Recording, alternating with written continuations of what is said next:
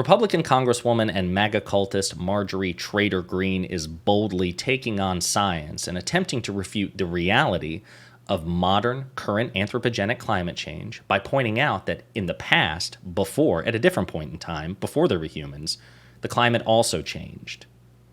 But before we unpack all of that, if you haven't yet, please hit that like, subscribe, and the alert bell. Maybe check out my Patreon. I'd appreciate the support. All right, folks, so Marjorie Traitor Greene, not exactly an intellectual heavyweight, but she is, for all intents and purposes, as we've discussed, arguably the de facto Speaker of the House, given the precarious political position in which the de jure, by law, Speaker of the House, Kevin McCarthy, finds himself, because he's trying to straddle this ever-increasing chasm between moderate Republicans and the more insane, more authoritarian, more fascistic Freedom Caucus and MAGA cultists, okay?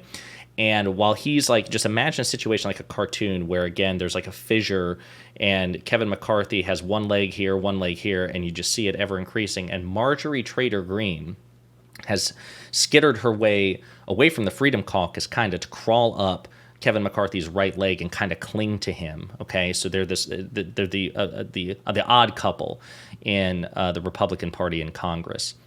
So she wields a great deal of influence over Kevin McCarthy, which makes her uniquely powerful, even relative to her position. So I want to play some clips now that Congress is back in session, because Marjorie Traitor Greene has decided to pick a fight. It's not the first time, but she's just renewing her efforts against it. She's picking a fight with climatologists and scientists, once again, and this time about the subject of climate change. Brace yourself for maximum MTG stupidity. People are not affecting climate change. You're going to tell me that back in the Ice Age, how much taxes did people pay and how many changes did governments make to melt the ice? The climate is going to continue to change.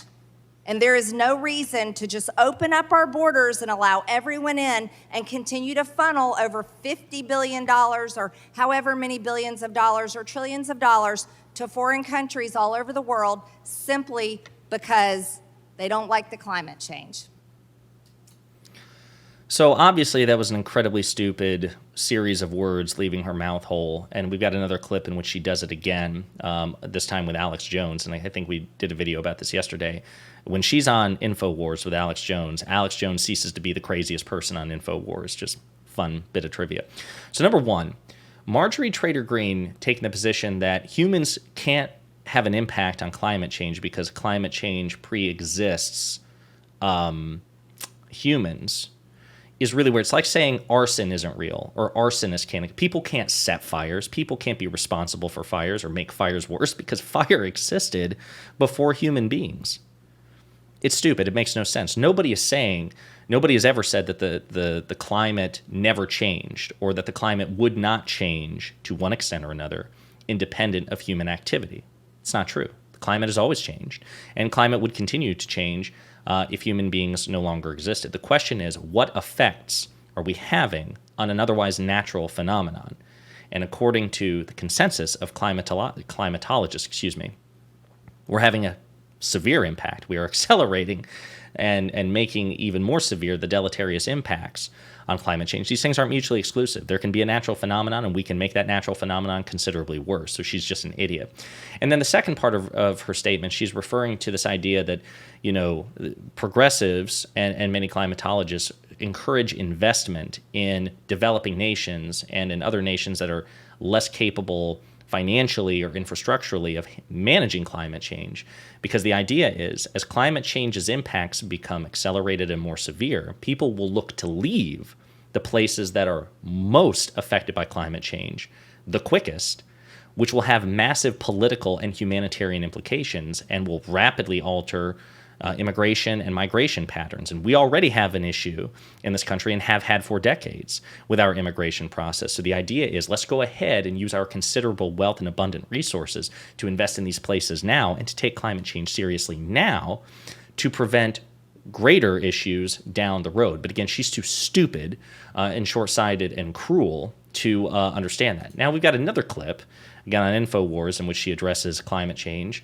and then we will unpack it again together. Brace yourselves again for maximum MTG stupidity. We are watching, from a distance. There are approximately like 73 or 75,000 people in Nevada. And they're locked in there from floods. And I'm glad I was going to raise She's talking about Burning Man, by the way, the music festival in Burning Man. that they literally did a mock sacrifice and all this, and then it flooded with these tornadoes, and it was, sorry, go ahead. Well, God has a way of making sure everyone knows who God is.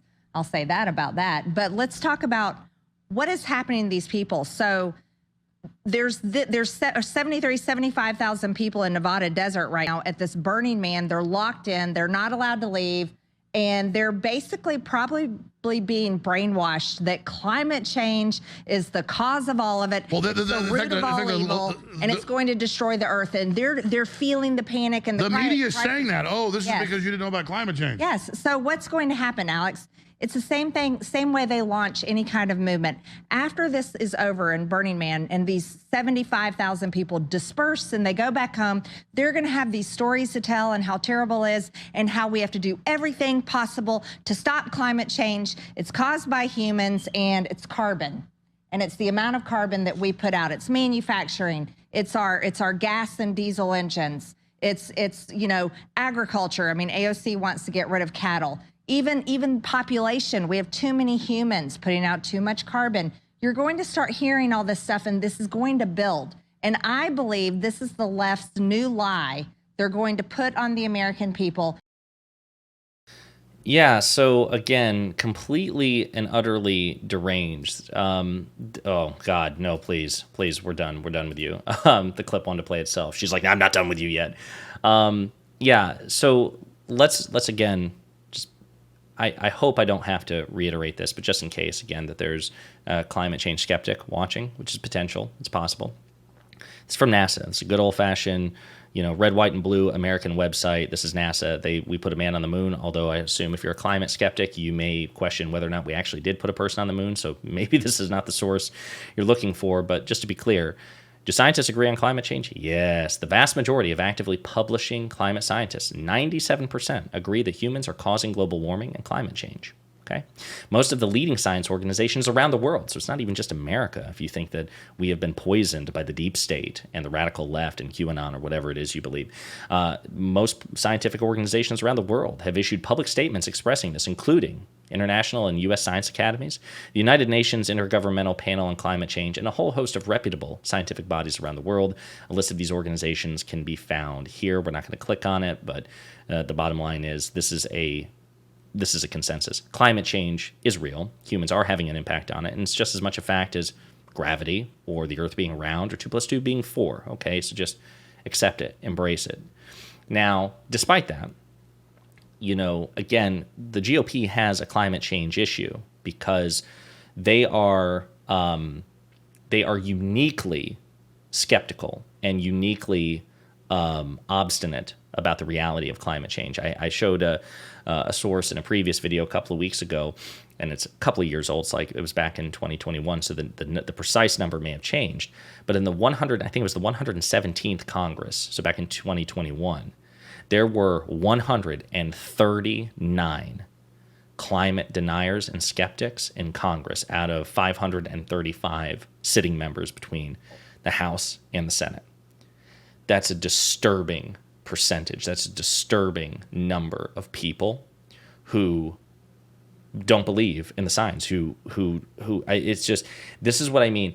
The GOP is not just a political threat, given their anti-democratic and, authoritarian and fascistic impulses, particularly, within their leadership, but they're also they're clamoring to be like an existential threat.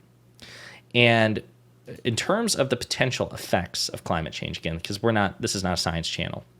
Climate change is ultimately, or is also a political issue in addition to an ecological and climatological and existential issue. And we're not going to go through all the literature, but the United Nations, has a really easy breakdown of this, like the effects of climate change. It goes through the cause, but there's also effects. Hotter temperatures, okay? More severe storms, increased drought, a warming, rising ocean, which will radically alter, the world's water supply. And, if you like fish, or if we eat fish, it's going to kill off quite a bit of fish and coral reefs and other things as well. Loss of species, right? Climate change poses risks to survival of species on land and in the ocean. Not enough food, because this will, of course, change agriculture and agricultural patterns as well. More health risks through air pollution, disease, extreme weather events, forced displacement, pressures on mental health, and increased hunger and poor nutrition in places where people cannot grow or find sufficient food.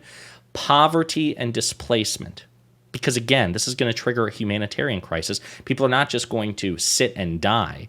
As the climate becomes increasingly less hospitable to people in various areas, the ones who will be affected the soonest are going to leave those places more than likely, and they're going to go to places that will see the effects delayed, okay? Marjorie Traitor Greene, who is anti-immigration, will be very unhappy when we see a surge of legal and illegal immigration because of this. So again, if you really support a robust, if you're a Republican or a conservative and your position is that, listen, immigration has to be tightly policed and it needs to be regimented, and we have a zero tolerance policy for illegal immigration, then in that case, that's really your position and will take it in good faith, then you would want to prevent those sorts of surges by addressing climate change now through investiture and cooperation with other countries. And it's also just the right thing to do from a moral perspective, because we shouldn't want people to just die from the effects of anthropogenic climate change when we have the means and opportunity to address it. But the last thing I'll say is this is not just a progressive issue. An increasing number of Republicans, especially young people, conservative or progressive, believe that climate change is A, real, B, humans have an impact on it, a crucial impact on it, and C, poses a considerable risk to them, okay? A majority of Republicans and Republican-leaning independents, 55%, say human activity is causing changes to the world's climate, according to a Washington Post University of Maryland poll, okay? It's also found a majority of Americans and Republicans say their area has been impacted by extreme heat in the last 5 years. And, it goes back to the recent Republican primary debate. One of the people who asked about climate change with Vivek Ramaswamy, who was the youngest of the candidates, and he gave arguably the most insane position on climate change. The person who asked the question said, listen, I can't vote for a climate denier. Okay, so this is yet another issue on which the GOP is alienating future generations, millennials, Gen Z, and so on and so forth, because they are going to have to deal with the consequences of the GOP's stupidity and the recalcitrance to address climate change. So it's bad politics and it's just bad humanity. This is a terrible position. This is the worst hill to die on. And yet the GOP seems content to do it. They're determined not just to be a political threat to the United States, but they're also determined to be an existential threat to the planet.